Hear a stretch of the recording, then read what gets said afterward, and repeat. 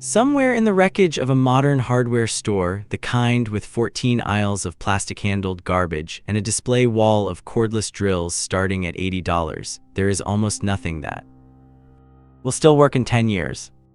That's not pessimism, that's engineering. The planned obsolescence cycle in American manufacturing shortened dramatically after 1970 and collapsed entirely after 2000. What used to be built to outlast its owner is now built to outlast its warranty. What used to be forged from high-carbon tool steel is now stamped from Chinese mild steel. What used to be repairable with a file and some patience is now a sealed unit you throw in a landfill when the plastic trigger cracks. Meanwhile, in antique stores and estate sales across the country, you can still buy the originals, the tools built before the companies discovered cheaper. Before metallurgy became a cost-cutting exercise. Before the battery became the standard and the cord became the backup and human muscle became the last resort nobody considers until the power goes out and stays out. Here are 7 of them. Each one outperforms its modern equivalent in the conditions that actually matter. Each one is sitting right now in an antique store near you, priced like junk, waiting to be picked up by someone who understands what they're looking at. Tool 7, the hand plane walk into any serious woodworker's shop, not a hobbyist with a router table, but someone who has been doing this for 40 years, and you will find a row of hand planes on the wall. Stanley No. 4's number 5's block planes, shoulder planes, they are not decorations. The hand plane is a steel body with a precisely angled blade that shaves wood to exact thickness, flattens surfaces, and cuts joints that a machine cannot replicate. Pre-1960 Stanleys and records were made from thick ductile iron with blades of high-carbon steel that hold an edge better than anything sold today under $300. They require no power source. They produce no sawdust cloud. They are quieter than a conversation and more accurate than most table saws. The modern equivalent, a powered planer or a belt sander, needs electricity, generates enormous waste, requires dust collection, and cannot access tight spaces or end grain. A vintage Stanley No. 5 from 1940, properly tuned, can replace all of them for 90% of tasks. The flaw in the modern version isn't performance on a good day, it's dependency. When the power is intermittent, when the dust collector motor burns out, when the replacement blades are backordered, the machine stops. The hand plane never stops. Price at auction, $15 to $45. Price of the problem it solves, incalculable. Tool 6, the scythe. This one will get dismissed immediately, so it's worth going slowly. The modern equivalent of the scythe is a gas-powered string trimmer or a riding mower. Both require fuel. Both require replacement consumables, string, blades, belts, filters. Both require maintenance infrastructure, spark plugs, fuel stabilizers, oil changes. Both are dependent on a supply chain that reaches back through distribution networks to refineries to oil fields. A scythe is a long curved blade on a wooden handle. That's it. Austrian and German scythes from the early 20th century were made from peened high-carbon steel, a specific forging process that creates a flexible, self-sharpening edge. With 30 minutes of practice and the correct peening technique, a person can maintain a razor edge for years using nothing but a hammer and an anvil stone. 1 acre of tall grass cut in a morning. No fuel, no parts, no noise, no emissions. And when the blade finally wears down after a decade of use, you replace just the blade, which you can buy, even now, from European suppliers who still make them correctly.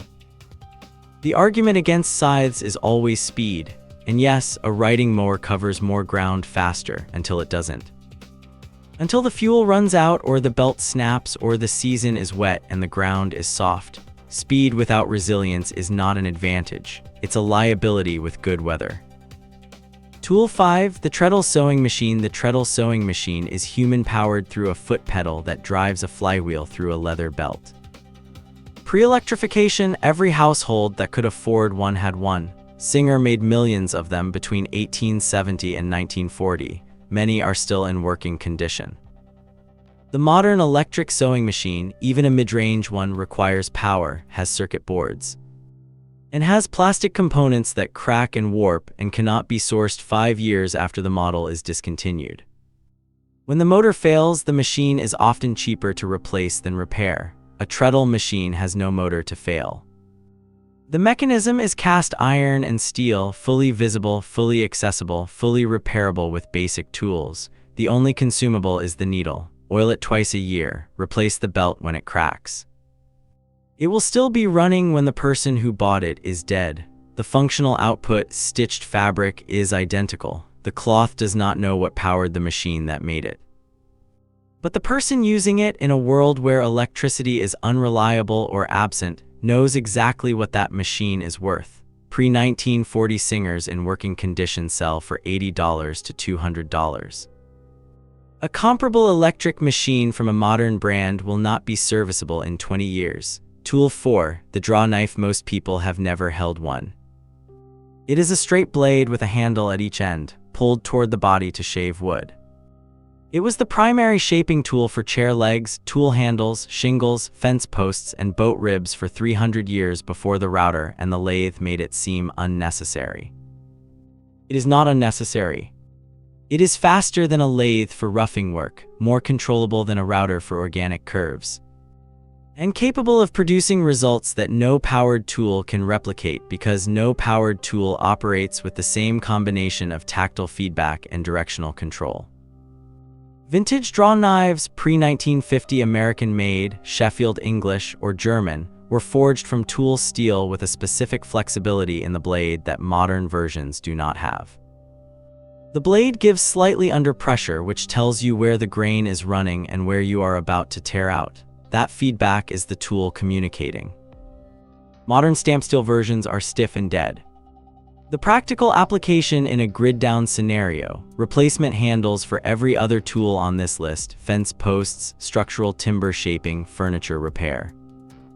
One tool that makes the components every other tool needs. Find them at estate sales for $10 to $30. Nobody else is looking for them. Tool 3. The crosscut two-man saw. At some point in the 20th century, the chainsaw became so accessible and so affordable that the crosscut saw became a museum piece. That was a mistake in reasoning disguised as progress. A pre-1940 two-man crosscut saw, typically 5 to 7 feet long, with hand-filed raker teeth set in the specific pattern developed over 2 centuries of logging, can fell a 24-inch diameter tree in under 8 minutes with 2 people. No fuel, no chain oil, no bar replacement, no starter cord, that phrase, no carburetor that gums up when the ethanol-blended fuel sits too long. The saw requires sharpening, a specific skill involving a triangular file and knowledge of tooth geometry, but that skill, once learned, means the tool is self-sustaining indefinitely. The steel in a quality vintage crosscut is high-carbon tool steel, the same grade used in fine chisels.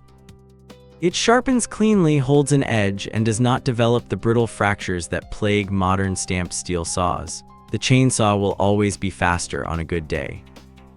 On the day the fuel runs out, or the chain snaps without a replacement in stock, or the engine seizes after sitting 3 months in a damp shed, that day, the crosscut saw is the only option left. Felling timber for heat and shelter is not optional. It's the foundational task of survival in any northern climate. The crosscut saw turns that task into something one person with knowledge and 2 people with muscle can do without any external input whatsoever. Find them mounted on barn walls across the rural Midwest. Most owners will sell for under $40. Tool 2. The meat grinder with grain mill attachment. Most people stock food.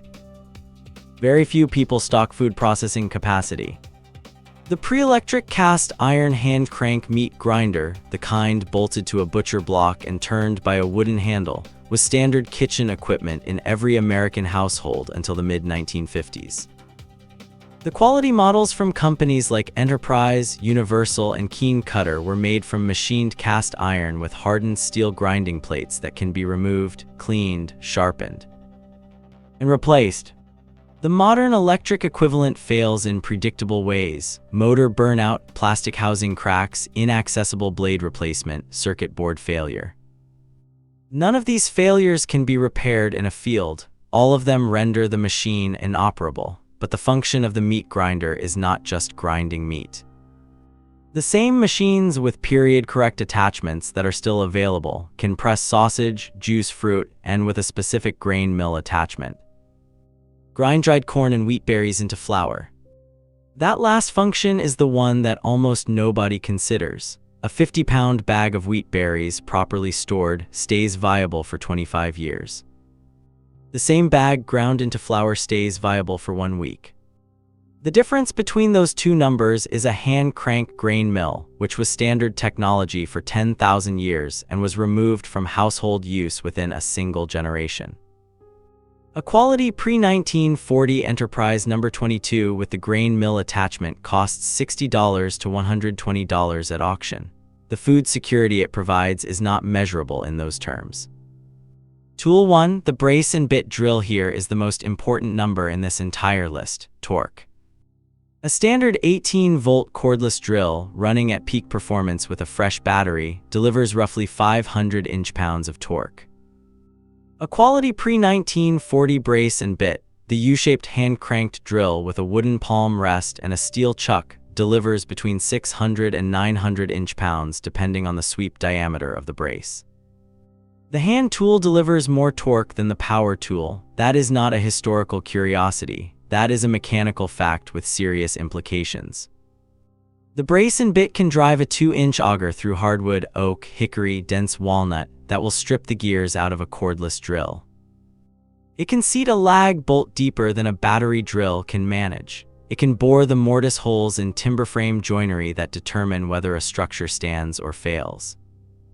And it will do all of this when the battery is dead, when the charger has no power, when the lithium cells have swelled in the heat of a summer storage shed.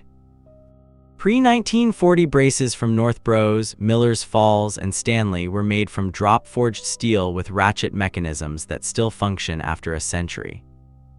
The auger bits that accompany them is solid high-carbon steel, threaded at the tip for self-feeding, spiraled the full length for chip ejection, can be sharpened indefinitely with a small file.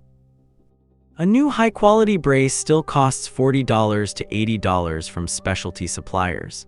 A vintage one, in better condition than anything sold new today, costs $12 to $35 at estate sales. The cordless drill will be in a landfill in 8 years. The brace will be building things in 80. Every tool on this list shares the same underlying logic. They were built during a period when manufacturers had not yet discovered how to engineer failure into a product, when the steel was the best available rather than the cheapest available. When repairability was not a premium feature but the default expectation. The modern versions are faster in ideal conditions and useless outside them. The vintage versions are slower in ideal conditions and functional in all conditions. That trade-off was acceptable in a world of uninterrupted infrastructure. It becomes unacceptable the moment that infrastructure stops being guaranteed. These tools are not antiques, they are not collectibles. They are functional equipment that has survived long enough to prove something the new versions haven't been around long enough to prove yet. The antique stores still have them. The prices still reflect what people think they're worth rather than what they're actually worth. That gap won't last.